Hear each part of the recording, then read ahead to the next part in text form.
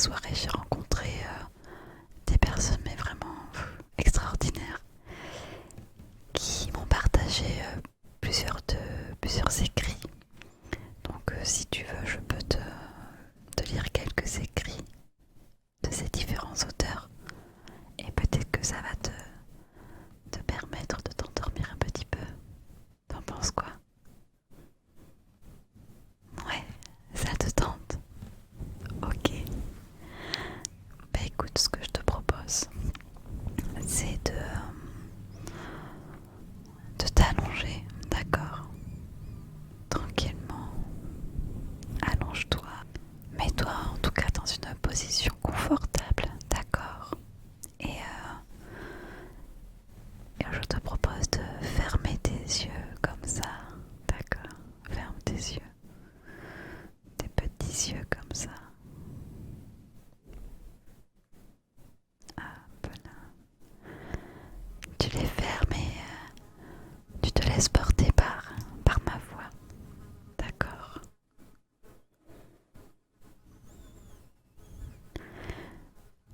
Tu te laisses porter par ma voix et par les écrits que tu vas entendre, les histoires, d'accord?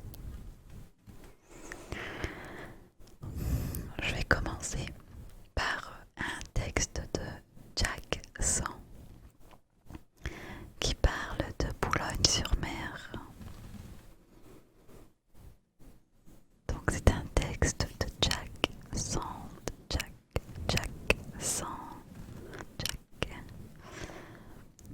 Dans ma ville, la mer est partout, même dans son nom. Pourtant je ne la vois jamais. Toujours clouée sur une chaise au lycée ou chez moi en train de geeker. Un jour peut-être j'irai à la mer. Et qu'est-ce que je trouverai en vrai? Certainement la fameuse liberté que l'adolescence m'a arrachée. Un jour, j'irai à la mer. Les gens l'aiment et je ne sais pas pourquoi.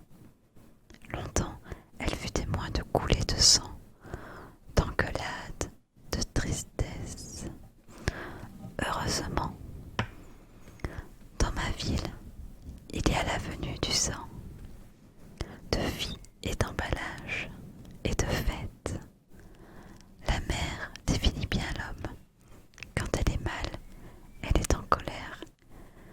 Quand elle est calme, elle ne fait que tanguer, tanguer, tanguer, tanguer, tanguer. La mer est une habitude pour l'homme. Pourtant, elle continue de les aider, comme si un jour, elle savait que l'arche de Noé ne pourra nous sauver. Bref, j'habite à Boulogne-sur-Mer, car la ville est sur ce fameux lac géant. Tu connais les bails ici. C'est mon terre-terre. Bon, je m'arrête ici, car cela pourrait devenir trop gênant. Jack Sand, Jack Sand. Voilà pour ce premier écrit. T'en penses quoi? Oui, très joli. J'espère que l'auteur pourra découvrir la mer. Oui. Et toi, comment tu te sens du coup? Est-ce que tu te sens un peu plus apaisé ou pas? Est-ce que tu sens partir vers le sommeil?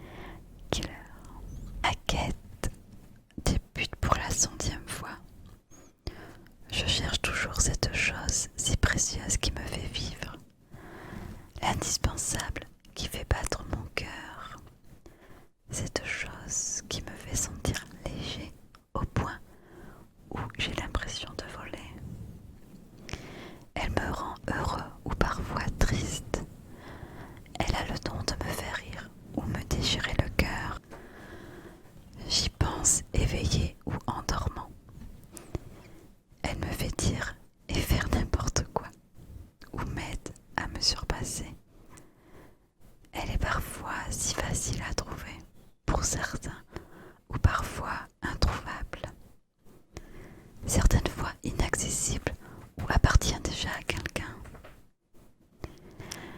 Elle peut être à côté, tout près, ou on doit traverser des mers pour la trouver. Elle est si belle qu'on ferait tout pour elle. C'est un trésor inestimable. Je dois être patient et me dépêcher à la fois, car le temps compte. Ce n'est pas tout de la trouver. Il faut savoir la conserver, car elle est libre de rester ton trésor ou de partir. Où es-tu l'amour? Où es-tu mon amour? Donc c'était un texte de Killer One's Play. Killer One's Play. C'était une belle déclaration d'amour, comme on en rêve. Je sens que tes yeux se ferment un peu plus, que tes paupières sont quand même beaucoup plus reposées.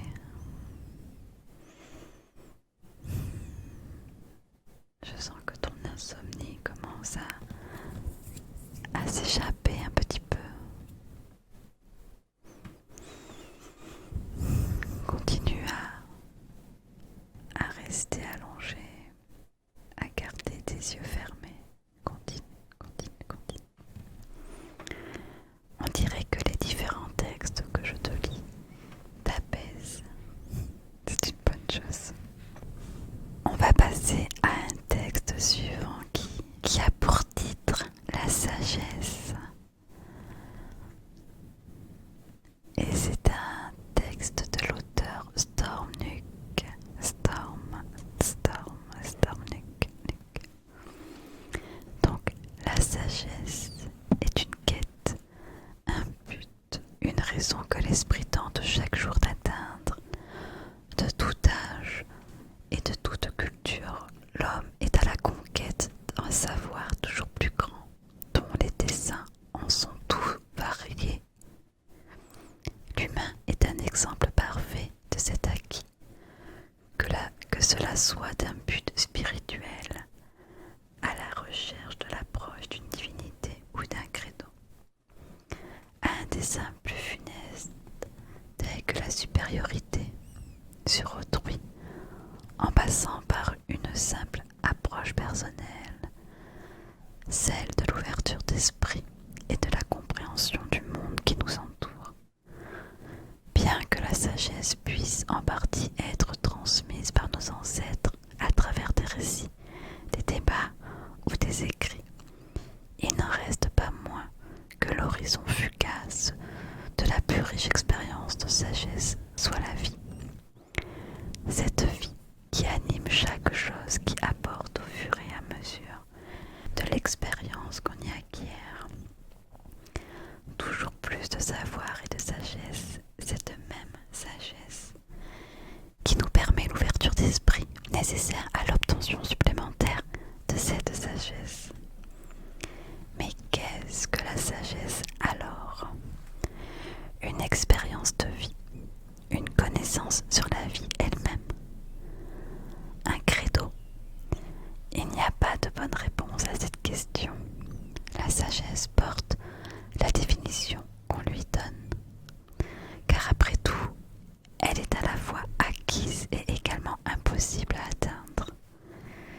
Et bien que l'être humain soit l'existence terrestre la plus à même de pouvoir utiliser ses capacités pour acquérir cette sagesse à un niveau plus complexe, les autres espèces ne sont pas sans reste.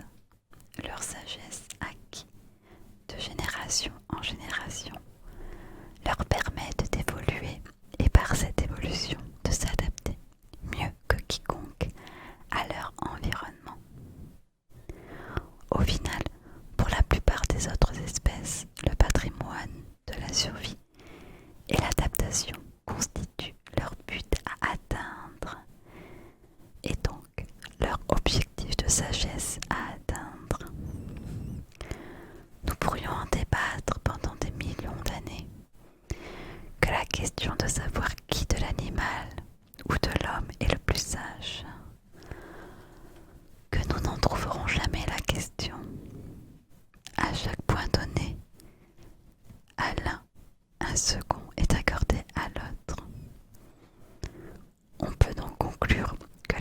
les sagesses, à la fois trop courtes pour chacun, mais à la fois terriblement longues pour pouvoir entièrement l'explorer.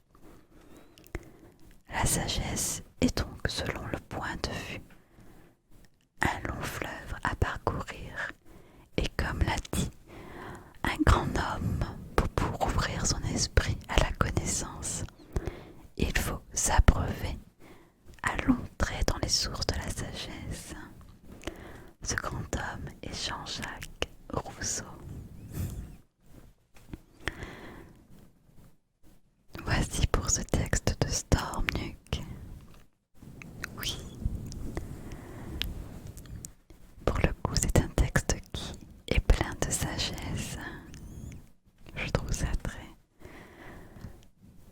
très joli et ça questionne beaucoup. C'est aussi l'importance des textes de pouvoir questionner, de pouvoir réfléchir.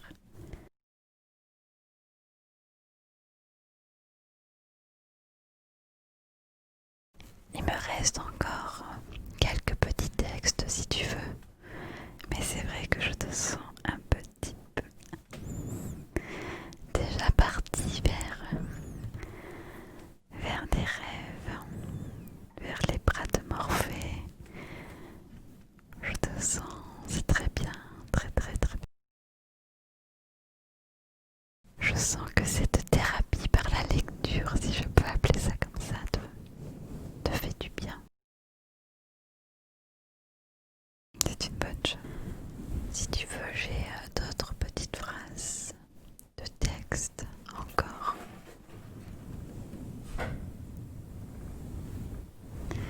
J'ai un auteur par exemple qui a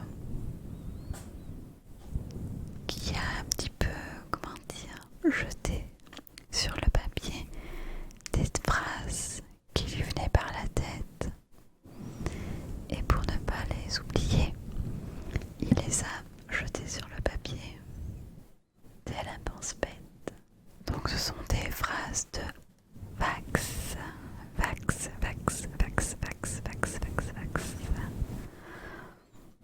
qui sont un petit peu piochées au hasard. Au hasard. Des petites phrases sur l'ignorance. Pourquoi tu m'ignores? Je t'ignore car tu m'ignores. Pourtant je ne t'ignore pas. Ou alors j'ignore que je t'ignore. Jusqu'à quand allons-nous nous ignorer? Ça, je l'ignore. D'autres petites phrases prises à la volée. Écrire, c'est retranscrire la pensée avec la main. Rendre possible l'impossible. C'est contraire à la liberté de s'accrocher à la liberté. Être l'ombre de soi-même ou être l'ombre soi-même. Un coup de crayon dépend souvent d'une pensée, d'une image, d'un souvenir, d'un avenir survenu d'un coup. Ces choses parlent quand tout à coup, un peu de tout, un peu de rien, mais beaucoup de ça. Voilà, c'était des petites phrases piochées par-ci, par-là, de l'auteur Vax.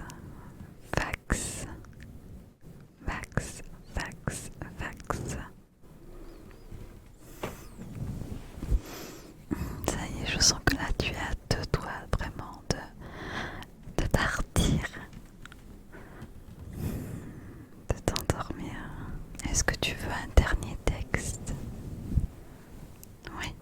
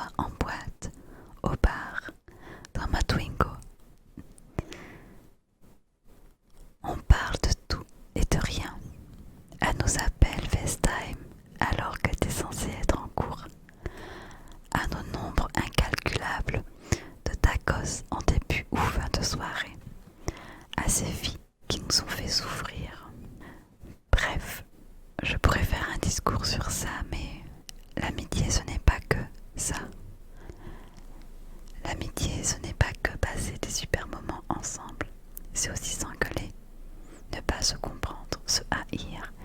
Et ça, combien de fois ça nous est arrivé en 20 ans? Ne me demande pas, je ne sais pas. C'est aussi se poser sur le toit de ma Twingo, regarder les étoiles et se dire qu'on serait rien l'un sans l'autre. C'est savoir s'expliquer en bégayant avec les larmes aux yeux quand les choses ne vont pas. C'est être présent dans les meilleurs moments comme dans les pires. Savoir écouter l'autre quand il te parle de ses problèmes. De faire des promesses. Bref, je t'aime mon frère. Merci d'être là depuis toutes ces années. Et je te dis rendez-vous au paradis. Donc c'était l'auteur Otis, frère d'armes. Ça y est, je crois que tu es hâte de toi vraiment de t'endormir. Reste allongé tranquillement. Écoute une dernière fois le son de ma voix. Réfléchis.